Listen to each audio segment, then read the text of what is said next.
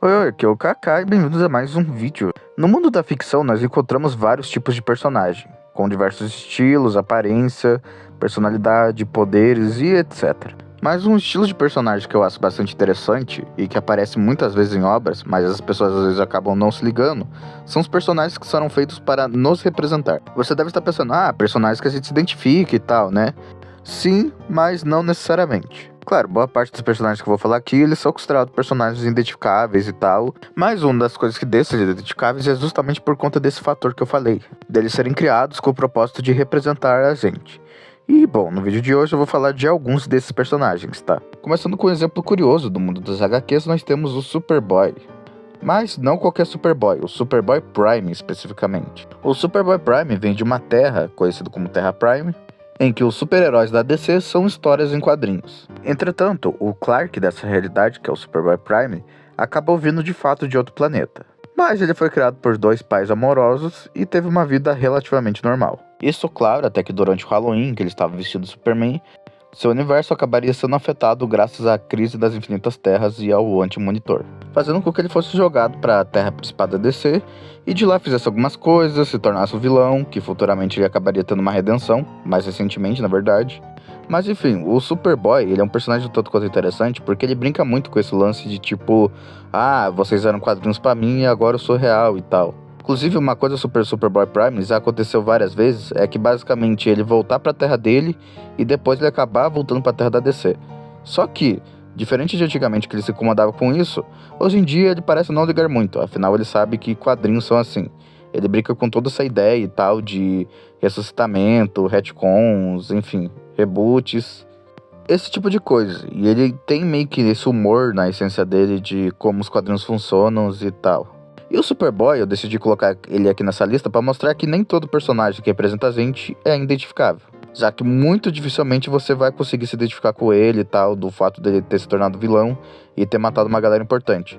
Inclusive, ele matou, se eu não estou enganado, o Superboy original da Terra e tal. Hoje em dia ele está no seu arco de redenção, e mais piadista e tal. Eu acho mais fácil se identificar com ele daí.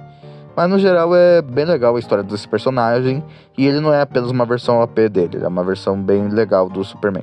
O próximo personagem que eu vou estar falando aqui é o Leório de Hunter x Hunter. E bom, o Leório em si é um dos exemplos mais emblemáticos que nós temos no mundo dos animes. Para começar, o Leório representa basicamente, vamos dizer assim, o limite de um humano real naquele mundo. Não só o limite, mas também moralmente e logicamente também. Já que um dos motivos dele ser tão amado, inclusive por mim, ele é sem dúvida o meu personagem favorito de Hunter x Hunter, é ele ter reações que parecem genuínas e malucas em relação àquele mundo. E a reação que ele tem em relação ao Gon e Killua também, sabe? E assim, um monte de canal já falou isso sobre ele e tal, daí que ele é um personagem que você se identifica, e não só identifica, mas como você sente como se fosse ele e tal. E isso de fato é verdade, tá? Não é um efeito causado pelo YouTube ou coisa desse tipo, sabe? E a prova disso foi ele simplesmente ter se tornado o personagem favorito e tal da galera de Hunter x Hunter, da grande maioria e tal.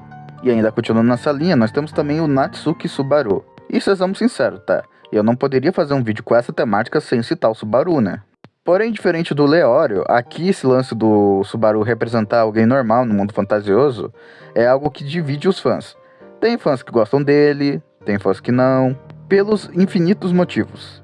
Um dos mais recorrentes é pelo fato do Subaru não ser forte. Ainda que ele tenha uma habilidade quebrada pra caralho, hein? Mas enfim. De qualquer maneira, ele sendo forte ou não é do fato dele ser bastante diferente da maioria dos protagonistas de animes. E eu não falo nem isso por conta de escrita ou profundidade. Quer dizer, é por conta de escrita, mas não do motivo que você está pensando. E sim mais, porque tipo, ele tenta trazer o elemento realista. E vocês me conhecem, eu não sou muito fã quando histórias fantasiosas tentam trazer o realismo até demais. Mas nesse caso específico eu acho que foi legal. Até porque a forma de Isekai precisava de, vamos dizer assim, coisas diferentes que sejam legais, tá? E nesse caso foi uma tentativa legal assim daí. Então, na minha opinião, o Subaru funciona. Talvez o mundo de reserva tenha seus problemas assim. Eu acho que foi uma boa escolha do autor esse lance que ele fez com o Subaru e tal, no geral assim. Indo pros quadrinhos, nós temos uma personagem um tanto quanto curiosa, que faz parte do núcleo do Superman e é bastante conhecida também, que é a Lois Lane.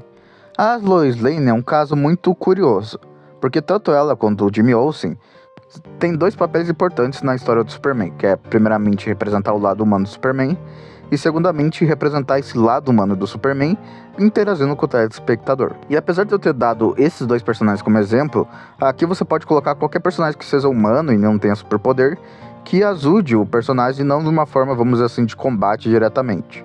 Claro, vez ou outra pode ser que ele, sei lá, dê uma ajudinha ou coisa assim, mas que serve mais como um apoio moral do personagem e que ajude a interagir com personagens que teriam, vamos dizer assim, reações mais humanas, ligados a entidades cósmicas, demônios, robôs assassinos e por aí vai, sabe?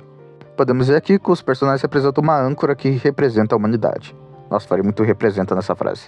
E bom, o último personagem que eu vou falar aqui são simplesmente todos os personagens que representam o jogador em jogos que você pode criar seu próprio boneco. E assim, essa mecânica de criar o seu personagem e tal e interagir com o mundo existe em vários jogos. Mas o que eu quero destacar aqui é Dragon Ball Xenoverse. Simplesmente porque foi o jogo que tinha essa mecânica que eu mais joguei. Mas temos vários outros exemplos, como por exemplo o Avatar, Sonic Forces. Qualquer personagem que você cria em um RPG que dá pra você criar o seu personagem. Enfim, vários exemplos que eu tenho pra passar aqui. Mas eu vou finalizando por aqui, não quero que o vídeo fique muito longo. Muito obrigado por você que assistiu o vídeo até o final. Se você gostou, eu peço que vocês compartilhem o vídeo. E claro, se puder doar pra ajudar o canal financeiramente, eu vou deixar o link do meu LivePix no comentário fixado. E bom, gente, é isso. Fiquem bem. E até o próximo vídeo, né? Fui.